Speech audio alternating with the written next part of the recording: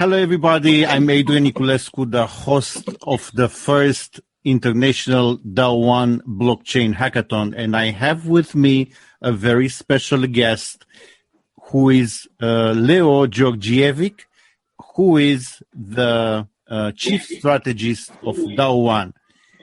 Is actually the person behind the idea of creating the decentralized autonomous organization DAO1. Hello, Leo. How are you doing today? Hi, guys. Hi, Adrian. I'm doing good. Thank you so much. Thank you for having me here. Yeah. How about you? In the moves of the first day of the hackathon, it's a very busy day. It's the beginning of the live event of the hackathon. I wanted to ask, just for our community and also for the startups involved, how came the idea of DAO1, and which is your background before having the idea and involving in DAO1? I've always been a fan of community-driven projects, and something that has a bit of a bigger potential than just any potential economic benefit.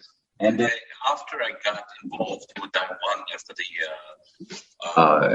doing a lot of other DeFi projects and participating in other blockchain initiatives, I got hired as a strategist position for DAO1 by the developers and the software engineers, who obviously thought I could share my passion here in trying to get things going on the right path. I think that hackathon is extremely important as a general subject to kind of bridge the gap between potential investors or incubators or platforms such as ourselves, and also on the other side, the innovators, the creators, the artists, the engineers, the developers, for all to be able to kind of have the synergy effect, and not only be reliant on each party having to come up with a business idea from scratch, seeking funding on their own, and there's a lot of ifs in that way, only be able to execute their idea or see if they even have some real potential to test out in the real world. So that's where I think that our DAO1 philosophy comes into play. Of course, I hope for it to have not only a beneficial effect for our community and our platform as a whole, but also to kind of be an example for others of how they can use. Because there's a lot of huge community builders and big projects with big communities out there, and I think this is just one of the features that in some months, or give or take maybe some years, will become a standard. That is at least our hope. So yeah, back to you, Adrian. Let's talk about the inclusion element of DAO1. We have first financial inclusion for the users, and next we have inclusion. The idea being that the next big thing in startups, in project, can come from anywhere. How does DAO1 open this market to actually the best ideas, no matter where the people are coming from with this idea, and no matter what kind of limitations do they have?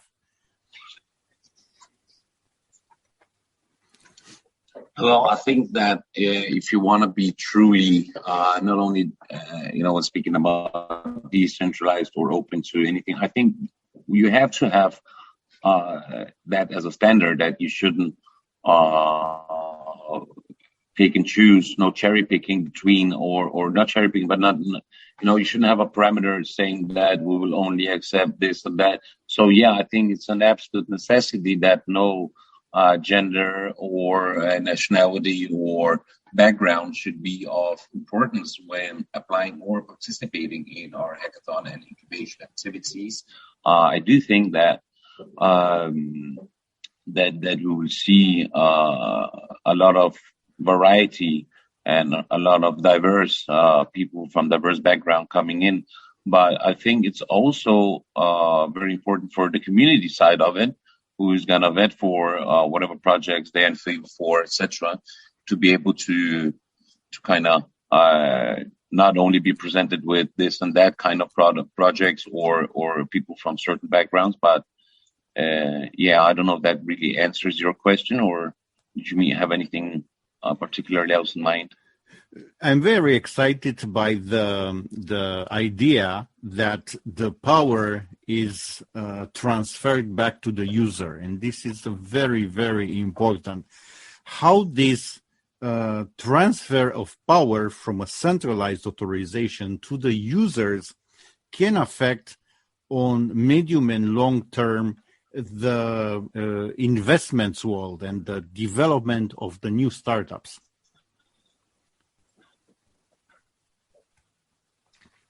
Well, I think that since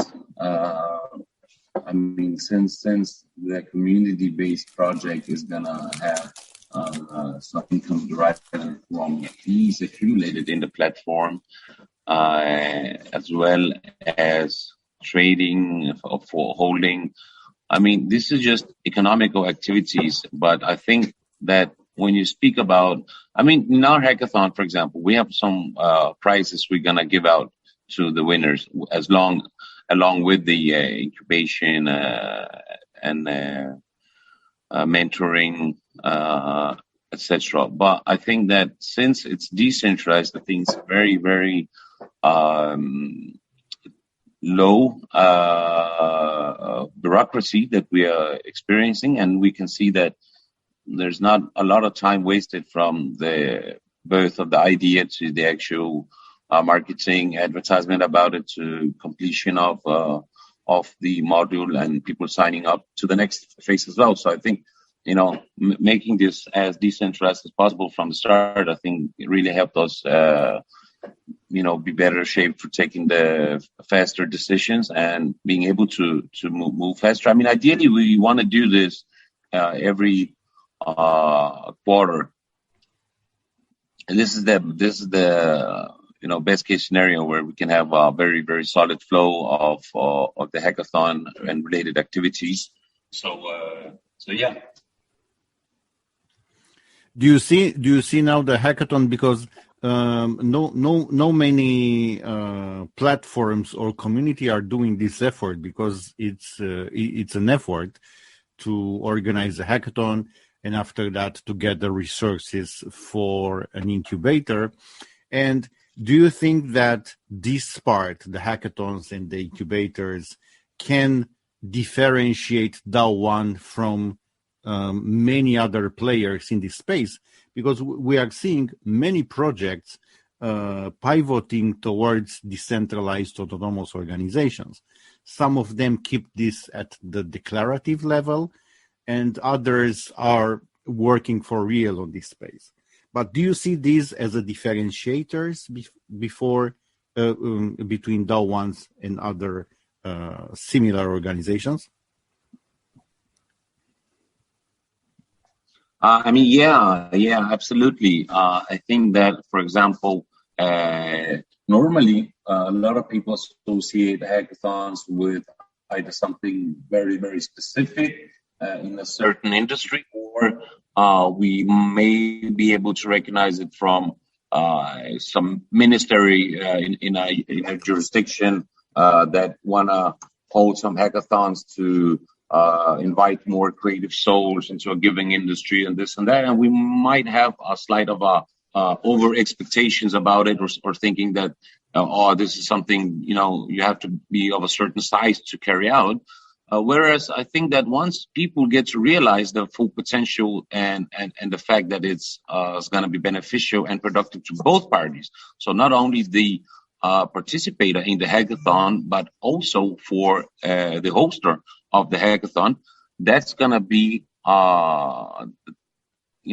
that's going to be a game changer, because it's going to show people that it's not, you don't have to be a country or a ministry or a gigantic company or have a 200,000 community members in order to have this hackathon. You can be anything from a small sized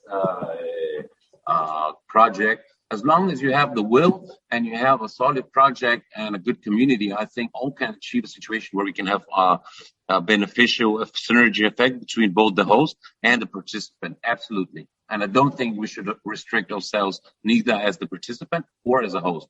I think it should be I'll vote for that as the new trend. Let's do that.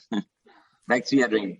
And the last question, you came forward very close to that. You are also part of the judging panel for the hackathon. And I wanted to ask you, which are the most important things you are look at when you analyze a new startup, a new idea, a new team, like a participant to the hackathon? In the hackathon. I think it's crucial to look at not only the uniqueness of the project, product, service, whatever, which is the what, but also at the how, because I think that in an age where so many things are invented and implemented and a lot of stuff already exists out there, a key differentiator between unique experience or unique execution of a certain team or a person is the way they're going to do it. So I think personally that I value a lot of the how aspect questions, more of the what. Of course, the what is important, but I think the how, and not to forget the why. I think there's a lot of stuff that logically you can argument for and say, the DeFi space needs this, or there's a lack of this, and we can do this in that way or that way. But it all comes down to absolute zero if you don't have your why in order. So I think that a lot of people are often struggling with finding out, okay, what should we do differently, or what product can we implement different, or what can be.